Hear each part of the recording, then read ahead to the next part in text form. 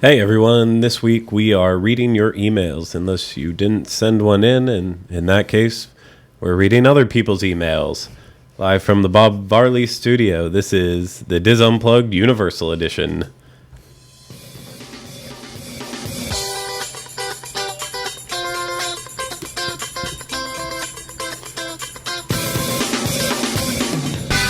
This is episode 34 of the Diz Unplugged Universal Edition.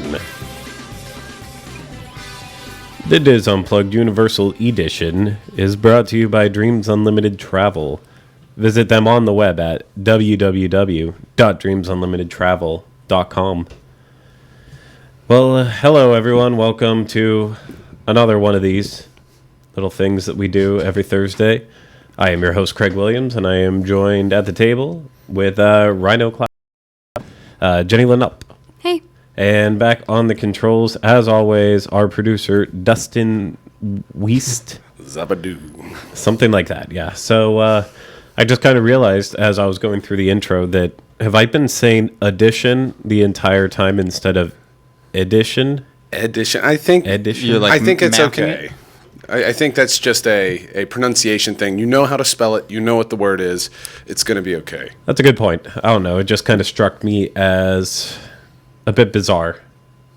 Well, a lot of things you do. I know. I was going to say, of all the things you do, that's the one you pick out as bizarre. That's what stuck with me today, so that's what I had to bring up. So, of course, this episode, as I already mentioned, we're going to be reading emails. We're even going to be listening to one voicemail. The one voicemail I mentioned on the last email show we did, I finally decided to be lazy and put it on in. Way to be, It's man. a good one. I hope the person whose voicemail we're playing is actually very proud of it. Just because it is a pretty big accomplishment to get your voice out on this show. I think It is. I'm trying to. The first time since we've revamped, right? yes. Since we've done a voicemail. That's a milestone. Yeah. Well, actually, it's the first voicemail in foist ever. one? What? It sounded like you were going to say, it's the foist one. I started to say The voice that. one you guys have done. I don't know These any guys. more accent words. These guys. Yeah. So emails, they're happening. I'm attempting to follow along in chat. I'm not like looking at my phone and texting. It's just we're using my computer for the slides, so That's a good point. I don't want people to be like, that jerk on his phone. No, that's a really good point, and something we should say for anyone watching live right now, not later in the past or listening later in the past. If you have any questions randomly, you want to throw them out there. Rhino is watching, so Attempting to. Yeah. attempting to watch. So if anyone actually cares about anything, then maybe we'll talk about it. And all of that is going to come up in just a tiny little bit. But before we get to all of that, I want to mention just a few things in the top half of the housekeeping. We mentioned last week on the show our Dizapalooza event that's happening at Universal Studios Florida, Diagon Alley, the Wizarding World of Harry Potter, Diagon Alley, to be a little bit more particular. That already has over 700 people signed up for it, which is a massive amount of number, but it can get up to 1,000 people going to this event. So there is still time to sign up if anyone wants to do so. You can find more information on that at disunplug.com, wdwinfo.com, Dreams Unlimited Travel. I kind of butchered that one a little bit there. Eddie, I mean, we've put out about 1 million links all around on where you can actually find where to sign up for this event. As for anyone who skipped last week's episode and you don't know about it, we will be having a giant party on December 5th of this year, 2015, inside Diagon Alley, where the Diz and anyone who signs up for the $75 registration fee will have 3 full hours inside Diagon Alley, uninterrupted, without day guests and the typical people that annoy you. Well, I'm still going to be there, Craig. Oh yeah, you will be there. But Man, you guys sure have a riff. Man, your relationship is completely in shambles. I'm not friends with any of these two gentlemen outside of this place, by the way. that's absolutely Sarcasm. true. No, I'm going along with it. Well, Dustin and I have a riff going now, too, apparently. Yeah. Clearly he doesn't like me, so... I blame you for everything. That's fine. You don't have to like each other. We just have to work together. I'm Switzerland. You're Switzerland?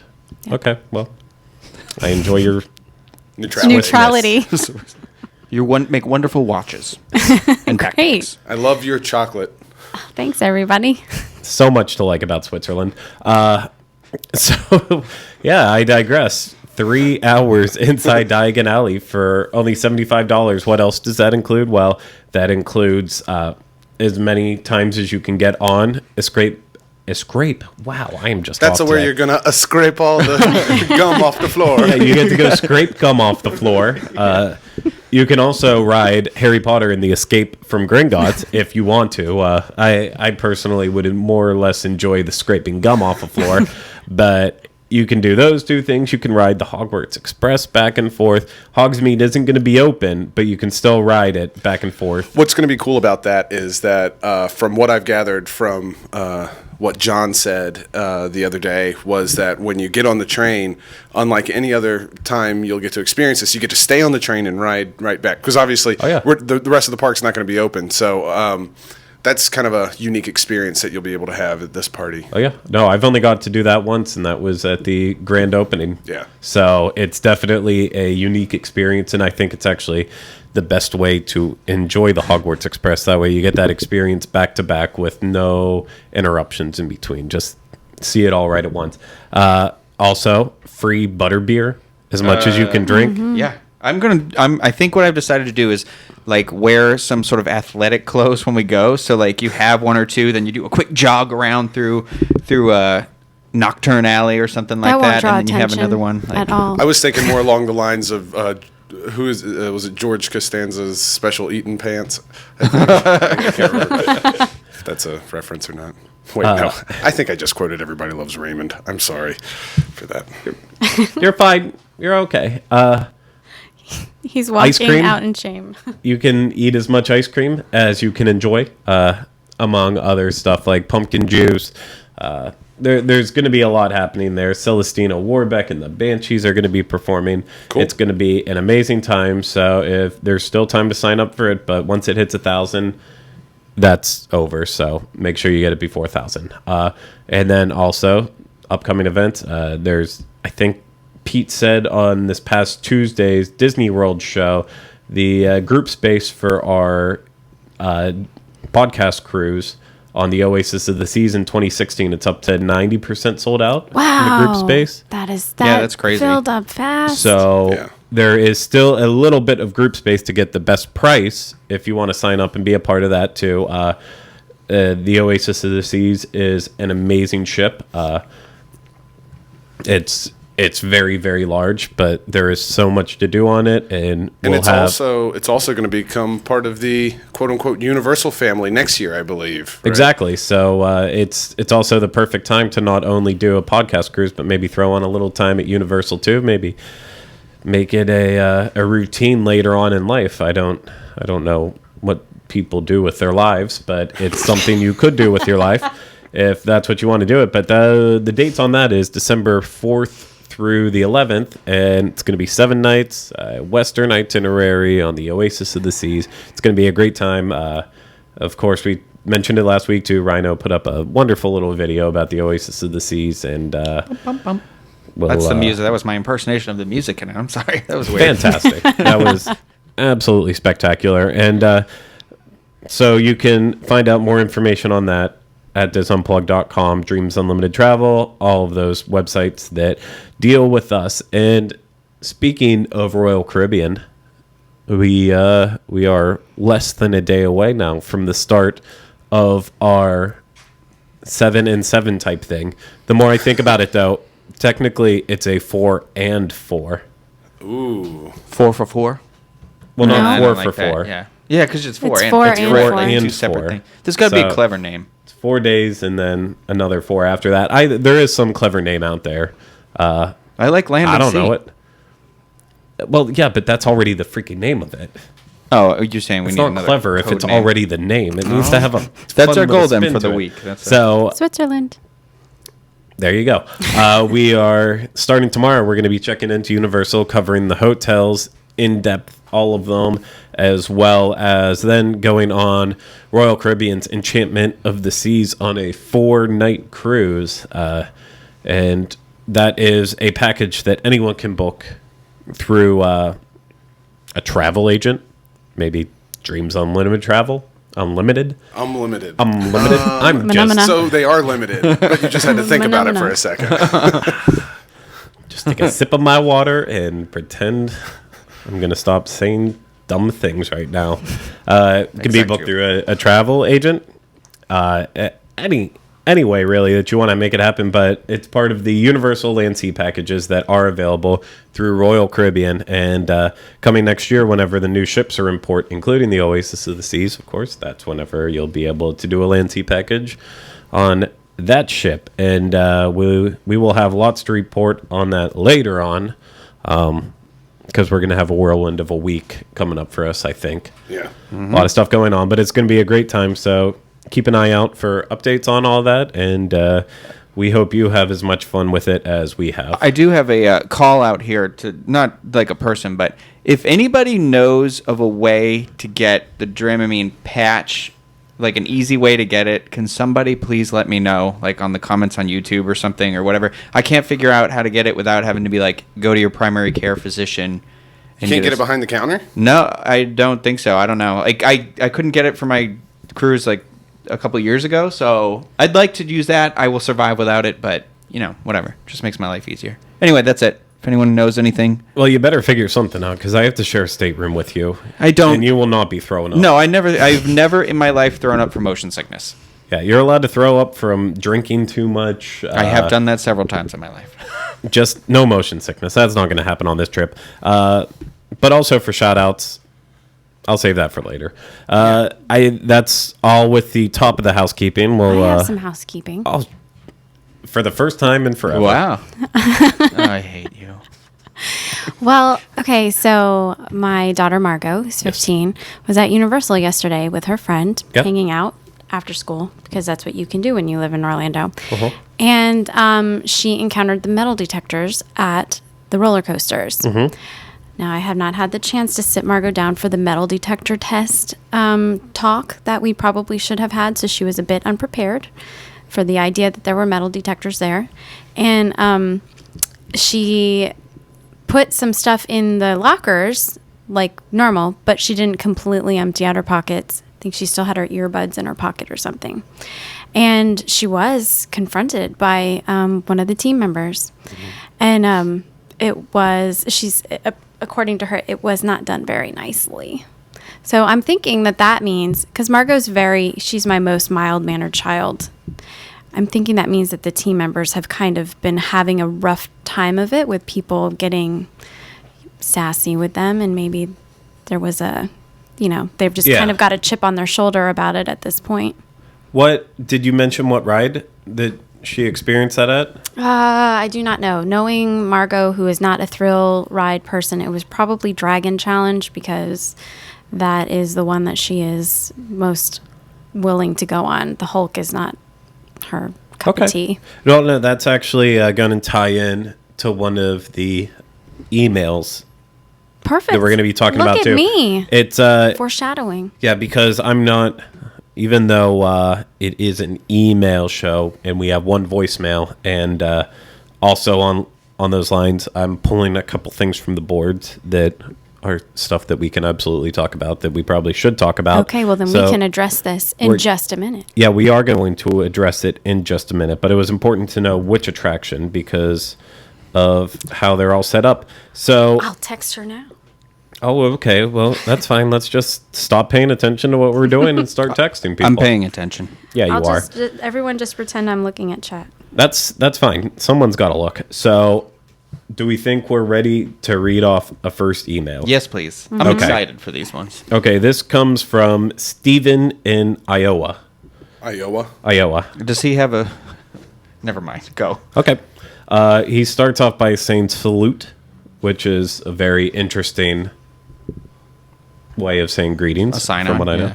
Yeah. I enjoy all the episodes, and your weekly show has convinced me to change my vacation plans from 7 to 6 days Walt Disney World and the first half day at Universal with a night at Cabana Bay. I'm a huge Harry Potter fan, and that's the main reason for my first visit to Universal, but if I have the time, I might stroll through the other non-Potter sections. Universal closes at 8:30 on Friday, September 18th, and I should be at the park from 3 p.m. until closing. Here's my question. Will 5 hours be enough to enjoy the Potterlands and Hogwarts Express, or should I buy a 2-day Universal ticket?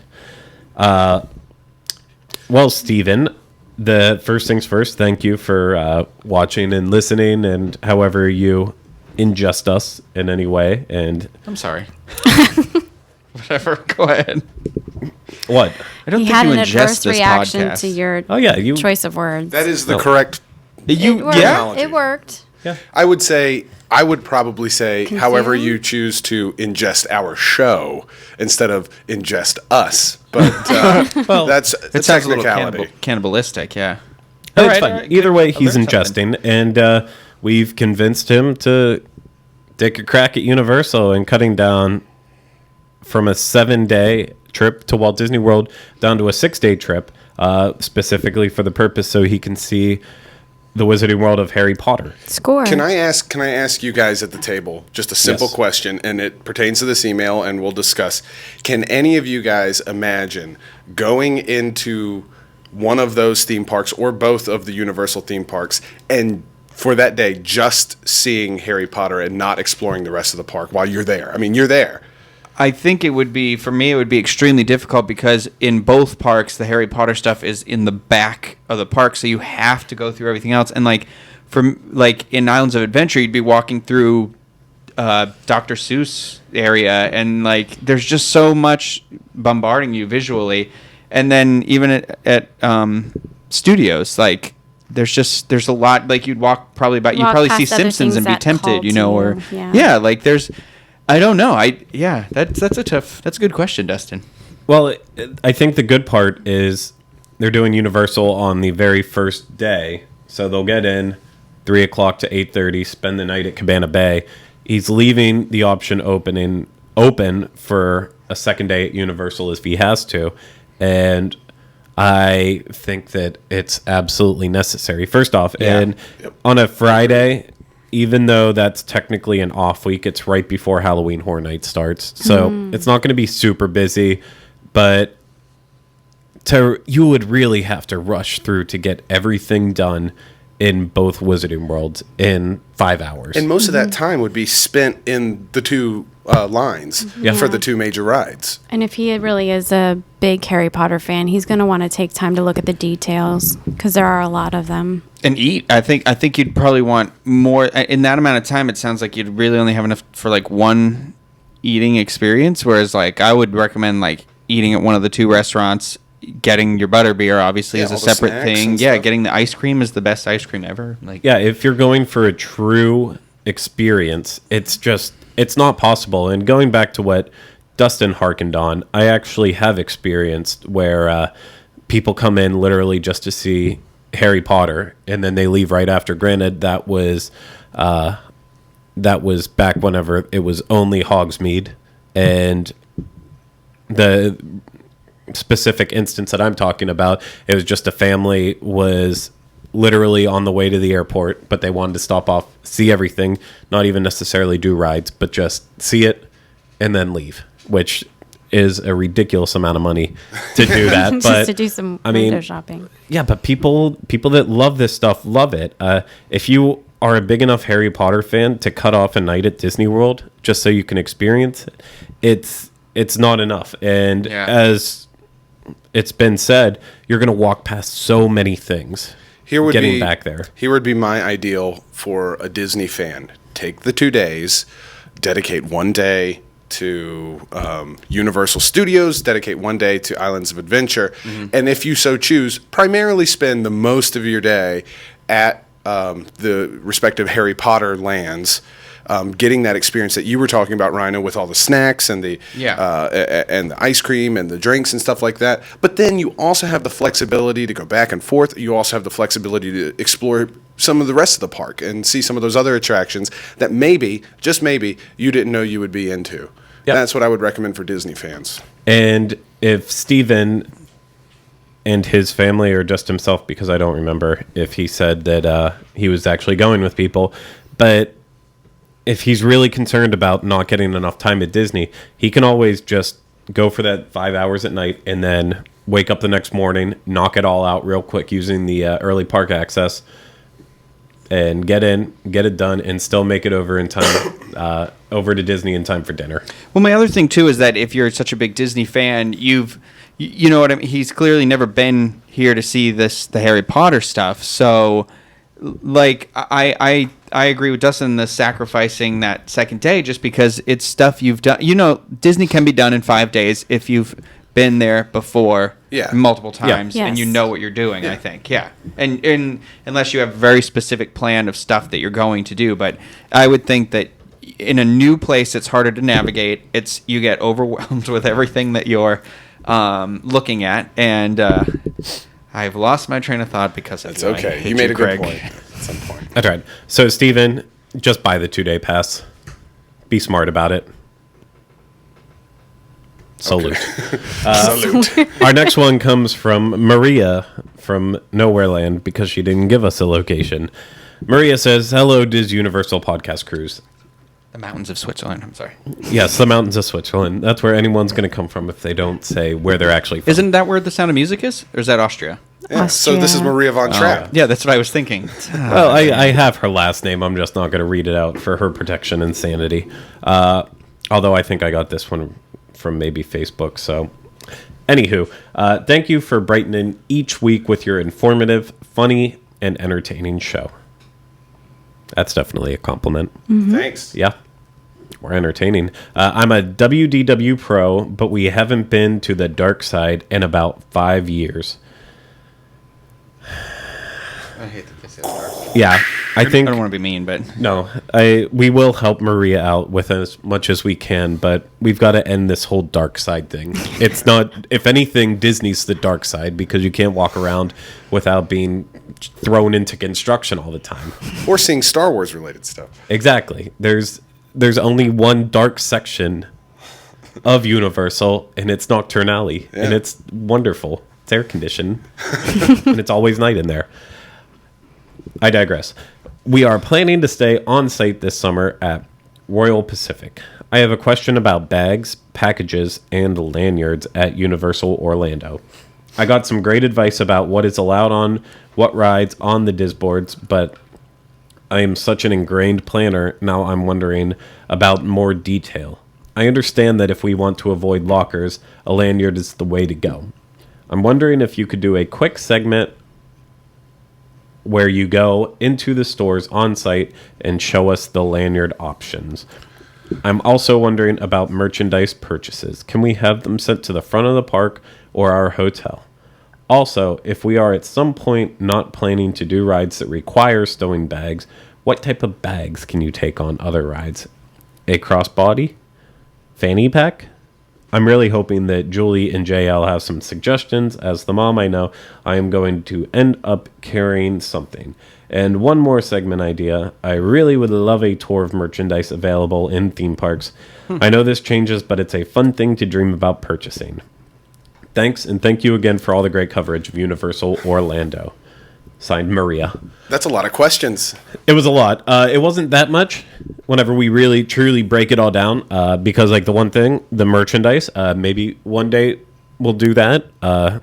Absolutely, for the Wizarding World of Harry Potter merchandise. I mean, that stuff's so unique that... Right, exactly. And You it could do a whole changes a show on little that. bit, but it doesn't change that much. In terms of other merchandise options, you can pick up some really nifty stuff in Marvel with the all the Marvel comic book characters. I mean... And it'll feel good to know that when you purchase a Marvel toy, that you're giving your money to Disney. Yeah, from the dark side to the lights. It's the great circle of life. And I'm definitely open to do it. In terms of merchandise, I know we've talked about it briefly once or twice before. Where Rhino, you love. Oh, I love it. You love the opportunity. merchandise Yeah, here. Yeah, I think if we could just mold that segment into the right format for us, I think that could definitely be interesting, and we should definitely. I'd like to see what everybody's favorite merchandise Yeah. they've gotten over the years, maybe too. That would be a nice nice thing. I don't know. I'd be into that. Okay, well, I'm going to leave that in your hands. What do you want? Sorry. No, go ahead. Oh, I was going to say, since we've addressed that, I really have to ask a question because I don't understand. How can a lanyard save you from having to get a locker? I don't understand what she's saying there, and maybe that's just my ignorance. Well, if the only thing you're carrying is a wallet, then you can fit a lot of the cards that you need. Cards that you need in the little thing that hangs at the bottom of the lanyard. Yeah. It's like, wearing your wallet. Yeah, so let's just jump into the question here. As far as the lanyards, if we could do a quick segment to go in stores on site and show lanyard options, we don't really need to do that because, and no offense, but you can buy a lanyard basically every 5 feet at Universal, and it starts from before you even get in the park. They will have They have team them members standing outside. Yeah. Holding the lanyards Yep. or with a cart with the lanyards right beside the ticket booth, because lanyards can come into play for exactly what JL said. If you don't carry a lot, if you just want your ID, a credit card, and then a park ticket or an express pass, then you can easily fit that your all hotel into card. one. Or even Yeah. cash. I mean, obviously you can put, dollar bills and stuff in there too, although I'd rather go with the credit card, but Yeah, and these lanyards are receipts. exactly. No, these lanyards are your standard lanyard type object that goes around your neck, and then it has a plastic attachment on it, and the plastic is very stretchy, so you can fit more than you would actually think you can get in there. So It's also a good way to keep everything dry in case you go on the water rides. So that's a good point. I didn't think about that too. I like to keep cash in my pockets. I put it in my shoe. Get it so soggy. you always end up with soggy dollar bills. Yeah, I never carry cash. It's not a smug thing. I just Sounds like it. no. I'm just kidding. I just don't carry cash. I'm gonna lose it, and then I'm never gonna have it anymore. That is true. That is the sad part. Because when you pull stuff out of your pocket, it falls out of your pocket. Somebody's going to grab it. Yeah. So lanyards, literally open your eyes up, look around. You will find a lanyard. You'll find them dedicated to SpongeBob, Seuss, Halloween Horror Nights if that's happening, Mardi Gras if that's happening, any of the holiday activities if that's happening, Transformers, Wizarding World of Harry Potter, literally every... At City Walk, you can get non-universal lanyards. I think they have like My Little Pony and like something else I Brownies. saw. Oh, yeah, no, Brownies. So that kind of answers my question then. So this is, in terms of getting a lanyard to avoid going into lockers, that's for people who aren't going to be carrying their keys and their phones and all this extra Right. stuff. That's for, small items like credit cards and paper and stuff like that. I would recommend getting that anyway. Honestly, because, and I know they've gotten better about it, but Universal still, they're not on the Magic Band system. You do have a room key and you do have a park pass or maybe an express pass. and If you're stuff on the like that. dining plan, you've got 50 cards Yeah. to carry Yeah. around to pay for your meals. Yeah. And just in general, with the lanyard, it's definitely easiest if you're actually staying on site to get the most out of it, because anyone coming in as a local, you're going to want to have your keys on you, so that way you can get back into your car and your house and all those important places. And so that's whenever you're going to have to definitely start using a locker, and a lanyard isn't as important. But for people who just aren't organized, yeah, lanyards, buy them. They're not that expensive, only like $5 or $6. Okay. Make the investment. But for merchandise purchases, instead of carrying them around all day, can we have them sent to the front of the park or the hotel? Does anyone know the answer to this? I've never Tell done us, it. Craig. I do, but I want to hear it from you. Oh, okay. No, I only know this because of a story involving Dustin. I was told that they do this. Oh, yeah, that's right. Yeah, they absolutely do.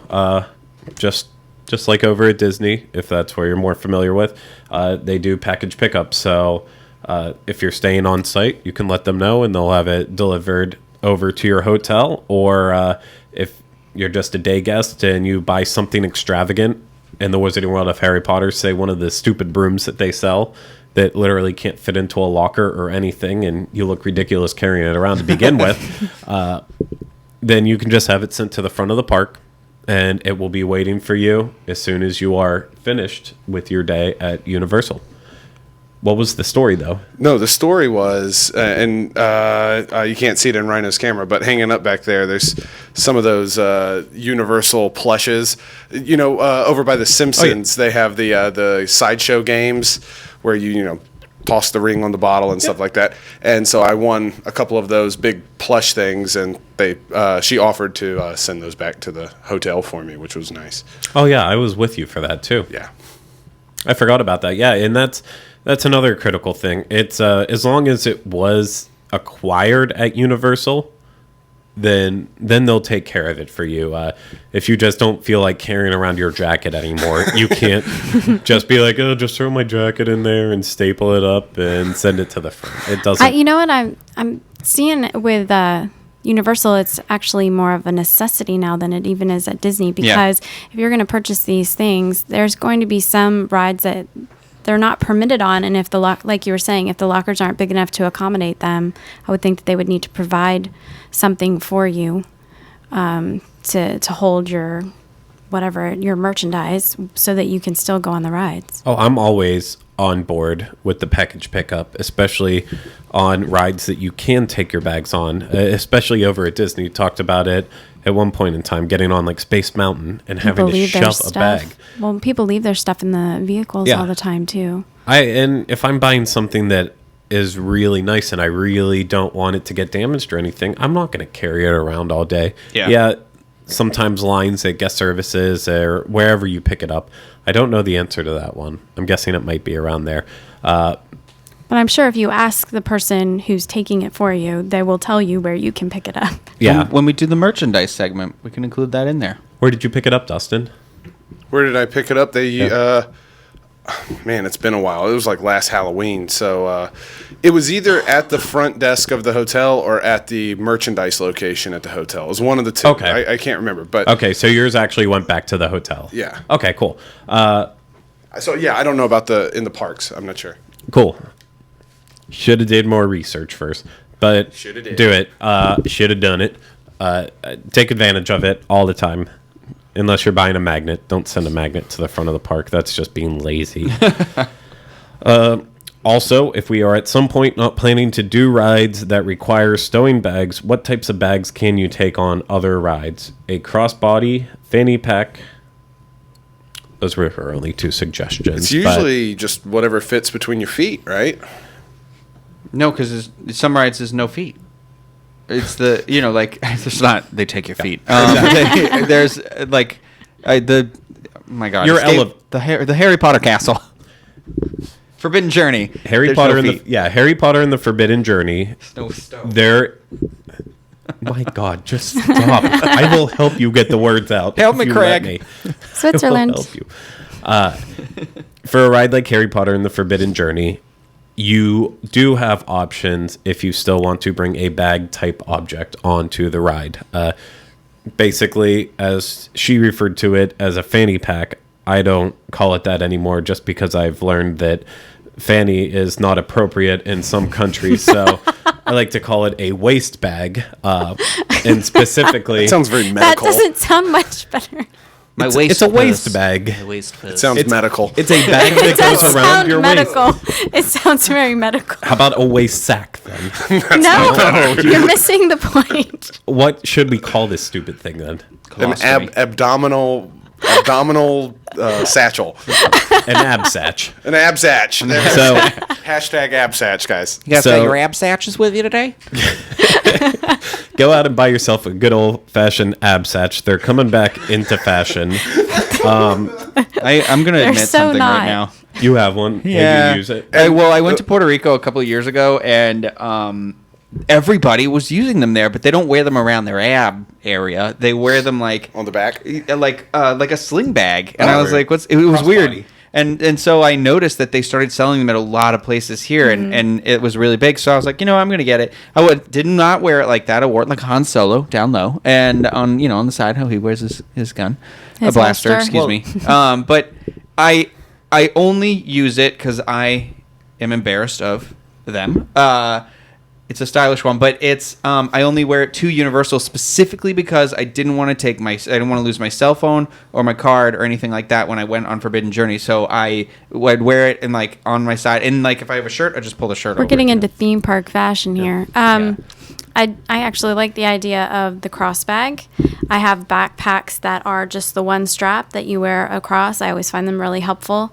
In the strap, sometimes there's actually a pocket that you can put things in, so that's right there to grab stuff out of. Oh yeah, I've got a bunch of those. I don't do ab satchels. Absatch. I'm gonna bring it Absatches. on the show and show you guys. Well, I gave that up in the 80s. My favorite thing that I do now is just the traditional backpack, 2 straps. And what I do when I'm strapping. I am double strapping. What I do when I go on the rides is, obviously take it off my back so that I can lean in the back of the seat, but then I will put it in my feet. But then to make sure that nothing gets jostled around too much or that I lose it, I put my legs through the straps so that they're still hooked and attached to me and I can't lose them. And that also helps me not to forget them when I'm leaving the vehicle, because otherwise I'll trip when I get out. Forbidden Journey, you don't have to take the absatch off. Well, that's where I was going with all Yeah. this. You have a couple of different options. Obviously, you have the lockers. That's where you're going to have to place your backpacks and anything a little bit larger. If you do have an absatch, you I can't. We actually are. This is a thing now. And it actually just rolls off the tongue, It is. You guys know my It's name's totally mine, too. the new thing now. Call it Debbie. hashtag absatch. If Debbie the absatch. if you have an absatch, you can wear it on rides like Harry Potter and the Forbidden Journey. If you show up to the front entrance wearing it as a crossbody like you described, and then, not that I know this from experience, and then they try to pull it off a crossbody and then tie it around like a normal absatch, that's not going to fly. So it has to be a 100% always used as an absatch. Yeah. And that's the case on that. And then if you don't want to put something like your phone or a wallet or a wristlet in a locker and you feel more comfortable, they do the have hidden compartments in the back of the seat. Exactly.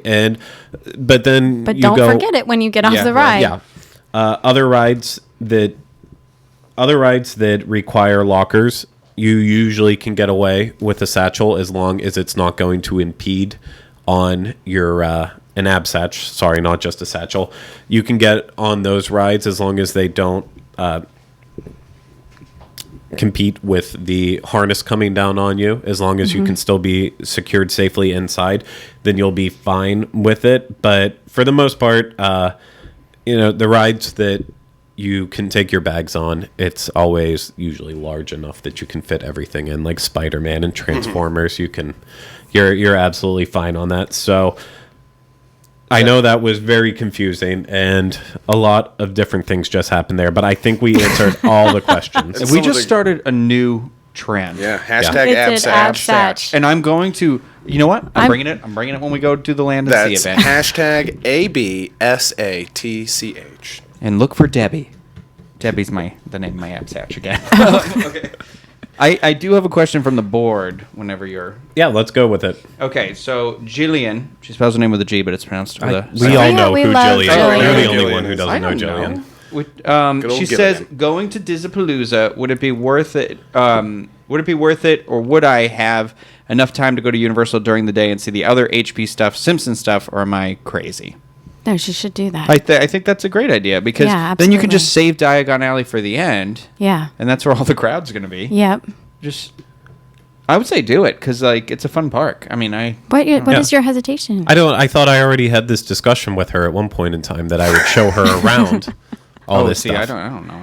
I know. Maybe she forgot. Maybe I forgot. Pay attention, Maybe that was Jillian. for a different trip. Either way, yeah, you'll be able to handle it all, Jillian. Calm down. So it's a good thing we've answered 2 emails already. Yeah, 38 minutes in. This was going to be a slow and easy show. We got distracted by the abstract. Here's the thing, though. This next one is more of a comment than a question, so there won't be really a lot of discussion with it. Yeah, I bet. This one comes from Ali from Switzerland, too. Hi, guys. Love the show. Long-time listener. I am writing because on a recent show you were offering restaurant recommendations. While each of you had excellent suggestions, and I agree with all of them, you failed to mention my very favorite dining option on property, the kitchen. Located inside the Hard Rock Hotel, the kitchen is an all-time favorite for many reasons, laid out below.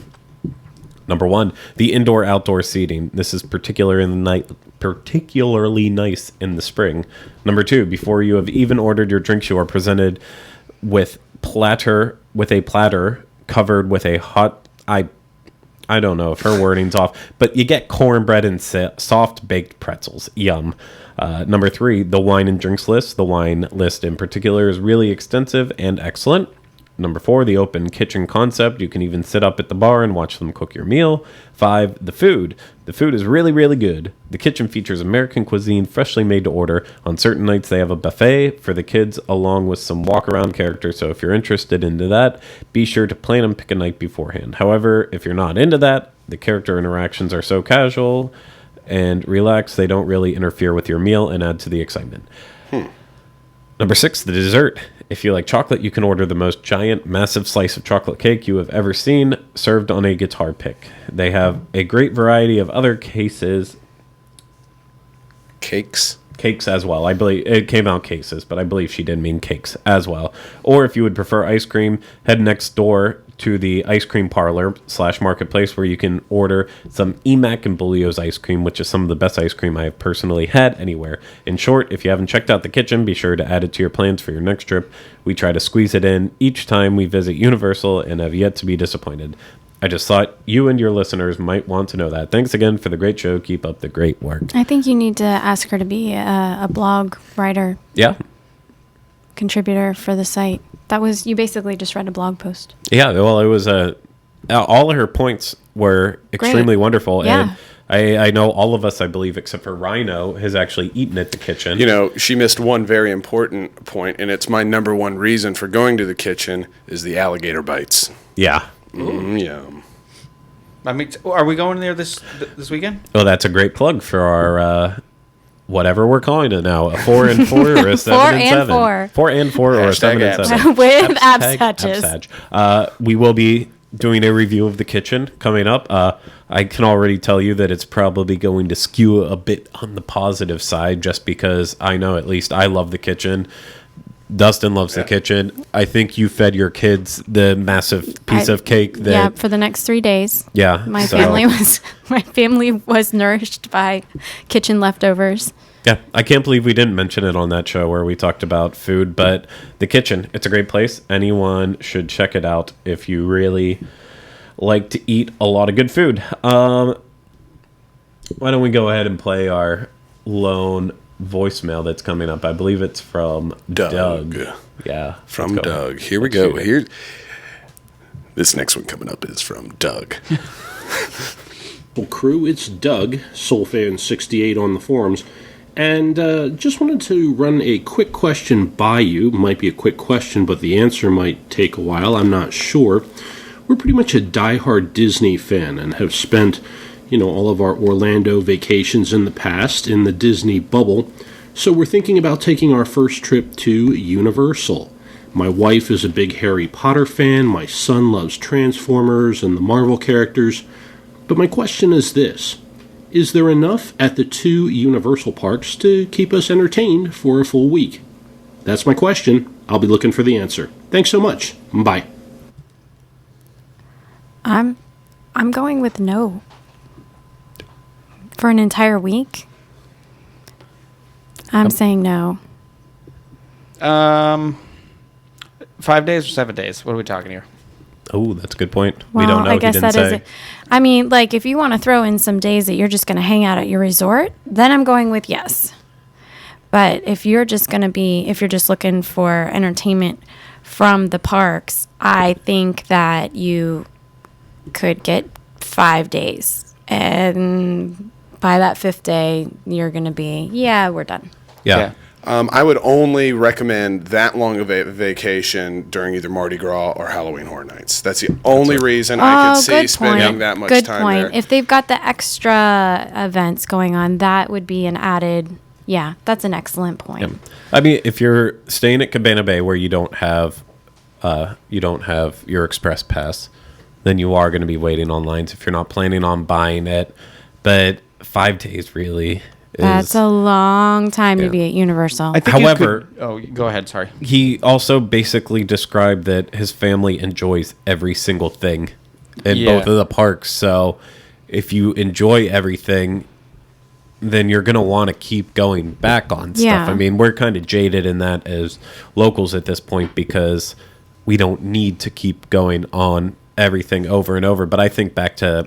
Well, there are quite a few rides at Universal that have repeatability to them. So in that regard, if that's what you want to do, if you want to repeat things, then sure, you'll be happy. But if you're not wanting to repeat experiences, a week is a long time. But for these vacations where people, they don't come often or rarely ever, repeatability is such a big thing. Like, I just think of myself, if I'm going out to Disneyland, there's only 2 parks there, but I would flat out say, yeah, I could spend a week there. I would literally ride definitely. everything over and over again. I remember childhood trips coming to Disney World where if it was like extra magic hours, we would just sit on Splash Mountain for as long as they would let us ride over and over again. It's a lot about repeatability. Isn't, are the rides good enough to ride over and over again? But if they're special to you, then you're going to want to do them over and over again. So with that said, I think we're still in the agreement. It's 5 days probably at most, unless you're going to do a lot of time enjoying the hotels, the pools, pool hop around to all the hotels, because that's an option if you're staying extra on property. events. Doing a Like, water for park. example, if, like Dustin said, if you're doing Halloween Horror Nights, then you're going to be up really late one night, maybe not wanting to get up so early the next morning. And, in that sense, it could maybe stretch out over a week, but... Yep. Okay, next, moving on. Michelle from St. Louis. We have a name for that place. Hello. We are in the process of planning a trip to Universal for November. I am planning to have a check-in date on November 1st and out on November 5th. I know that November 1st is the last Halloween Horror Night, so the parks will close early. If we get in around 1 p.m., do you think we could spend a few hours in the parks the day before they close? Then we plan to go to Margaritaville for dinner. How crazy will it be that Sunday? Will things calm down a lot at the parks the rest of the week since the parties and Halloween activities are done? Is this a good time to go? I am planning to book Cabana Bay, so we won't get front of the line, but we will get an hour early to the parks. Should I go ahead and book now or wait for a fall promo to come out? So far, they do not have any promos for my fall dates except for early entry. The price is quite a bit cheaper than Disney for the same time frame, so I'm happy with the amount that I saw on the website for a standard room and 3-day park-to-park tickets. We also plan to go to Epcot for the Day for Food and Wine Festival. I think she meant to put in wait to be in Orlando in the fall and not go to... Or I cannot be in Orlando in the fall and not go to Food and Wine. We will probably do that on Tuesday or Wednesday. If I book a Universal vacation package now, can I apply a discount when it comes out like I can at Disney? Thanks with all your help. With all our Universal planning, we have not been to Universal since the Dizzapalooza event that Pete held a few years ago at the Wizarding World of Harry Potter. That was awesome. Had so much fun, but now I want to see all the new stuff. Thank you, and I love listening to your podcast. Okay, that was a lot. But the 2 things that I caught, correct me if I'm wrong, I think that's a perfect time of the year to go. Yes, absolutely. And I think that it's also spending a lot of money to just be in the park for a few hours before it closes for Halloween Horror Nights. Okay, here's my opinion on it. First off, yes, it is a perfect time of year to go. It can start to get very chilly in late October, early November. So for locals, I have never been cold at that time of year. whenever we went to Halloween Horror Nights on November 1st this past year, It was cold? it was probably about 40 degrees. Well, I hope it is cold. I like it cold. So Yeah, no, I enjoy it cold too. I know if you're coming in from out of town and expecting warm weather, you might not like it as much. But I think it's the most comfortable temperatures during the day, and then it gets just a bit chilly at night. However, it can also be moody with the temperature, and it can be 90, 100 degrees still. I don't think 100, but it can be in the 90s. That's a little bit far-fetched. I would say 80s, but yeah. Okay, just keep correcting me. Keep correcting No, me. when I moved here, the first year I moved here, I moved into September, and that was the year that it was like 90 degrees until Christmas. And it was like record high heats. And then I think it wasn't last year or the year before, I had another like record high heat at that time of year. And I'm just always like, I want chilly weather for Halloween. Lord. Will it die down that week after Halloween Horror Nights is over? Yeah. It'll die down every week. Going to Margaritaville for dinner, will it be crazy on a Sunday? Margaritaville's crazy every freaking day of the week. It's on the weekends. It's one of the most busy places at City Walk, just because everyone knows the Margaritaville name. It's just a safe bet for everyone to go to, kind of like Hard Rock Cafe too. Yeah. There's no questions about it. So it will be busy. However, that being said, I've only the longest, and it's sad that I waited an hour for Margaritaville before, but I have waited an hour, and it usually doesn't get that much longer. At least you can wait at the bar across the street. It was for a special event with a group of friends, so we were stuck in that one. And the final really question out of this is, can you apply promos after they come out like you can over at Disney? And the answer to that is yes, you can apply any promos that might come out. However, Universal usually doesn't have that many promos. I mean, they do, but typically all year round, they have a big deal going out, at least whether it's for hotel only or a special package. So if something were to come out, yeah, you can apply it to it. So go ahead and book now. But don't know if anything's actually going to come out. So you'll just have to wait and see on that. Cool. Okay. Cool. We are winding down here. We'll go through two short ones real quick here, just because it kind of ties back. And again, this one comes on Twitter from Farunk. Yeah, That's a real name. that's right. Actually, no, before I go into that, I didn't finish it. We started talking about Halloween Horror Nights and going in at 1 o'clock and waiting to it. I would not go to Universal Studios that day. I would just go over to Islands of Adventure. Typically, they'll be open till about 8 o'clock, so you'll get a little bit more time in than you would at Universal, and it won't be as busy. So that goes into Farunk's question. How are daytime crowds during Halloween Horror Nights time frame? Are daytime crowds affected much? You sound like you said day crying. Day crying. I did. That's what I said. I do that quite often. I do it a lot.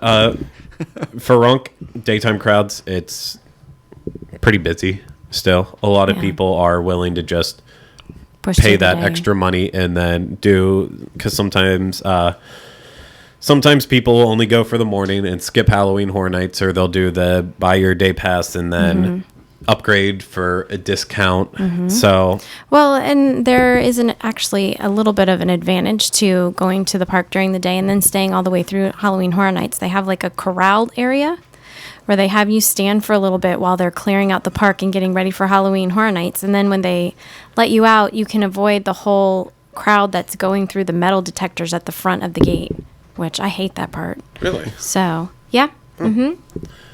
daytime crowds, or day cry crowds could be bad. And then our last one that we're going to throw in comes from Genevieve on Twitter, Jen Tweeting. And it is, my viewer question is, what do you think is the most undervalued part of Universal, i.e. a show most people hate but we love? So undervalued, We'd get one. underappreciated. That's a good question. It's a tough one. I don't know. Don't make me go first. I got to think. Oh, well, I would probably, I don't know.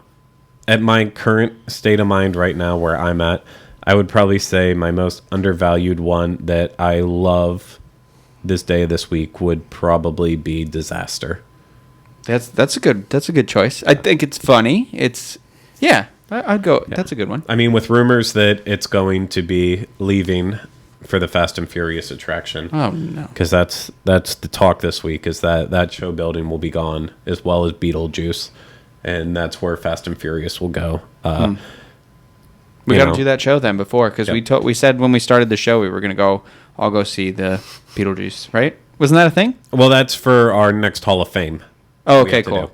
So I'm going to say two the of them. Go ahead. Sorry, I think the special effects horror makeup show. Like I like that it's there. I think it's funny. I mean, I haven't seen it in a couple of years, so I'd have to revisit it. But I like that there's a show related to like movie making still. So it fits in the theme, and it's a nice little area. yeah, people don't typically hate it, but it definitely is underappreciated. Yeah. For sure. I have two of them, and the reason why I'm saying undervalued is simply because I never have to wait in a long line for these rides, although I do think that they are appreciated. That would be the E.T. ride and the Dr. Seuss Cat in the Hat ride. I don't usually ever have to wait in a line for those, and I think they're fantastic attractions. I would agree with you, Jay. I almost said E.T. too, but then I was like, no, people love E.T. People but do you're love right. E.T., There's but never there like is never a line for that thing. For me, it's, I mean, and this is just because it's spur of the moment, but this is what I can think of. For me, it's the Lucia tribute. Oh, yeah. Just because I never even thought about it. It was just never on my radar, and I walked into it one day, and I was fascinated by it. I mean, it really is just like a little one-room museum to Lucy and I Love Lucy and stuff like that. But if you're into that at all, it's really cool. You should, check it out. I keep forgetting to go and do that because that's something I haven't done yet. So, Oh, God, yeah, you got to get on that. Well, that's going to do it for these questions, at least that we had. So just to wrap up all of our housekeeping, make sure you go out and follow all of the Diz family on Facebook, Twitter, Instagram, all those cool places where you'll find links to that in the show notes. And feel free to leave comments on us. Comments on anything we do, whether it's on YouTube, Facebook, etc. Go ahead and send us any emails you might have that you want us to answer at uopodcast@disunplugged.com. And then also you can leave a voicemail for us at disunplugged.com/contact. That's where you'll find our email address as well as the way to actually record a voicemail for us. Just get in touch with us however you can. We love hearing feedback. It makes our jobs a lot easier and also butters us up to continuing to want to do this for another day. Yeah. Somebody just said a nice comment in the thing where they said, "Oh, bummer, the show goes by so fast." That was Gus Green. That was nice. It was. Okay. Thanks. It went by fast for me too. Yeah. I have to say, didn't expect it to, but with that, I think that's going to do it for this episode of the Diz Unplugged Universal Edition. We will be back next week with another episode. Okay. Another episode that won't be live because we will be in the middle of 7 and 7. So check us out. No? Yep. We will? Yeah. Next week, we'll be back again. Hi, Ruby and Eve.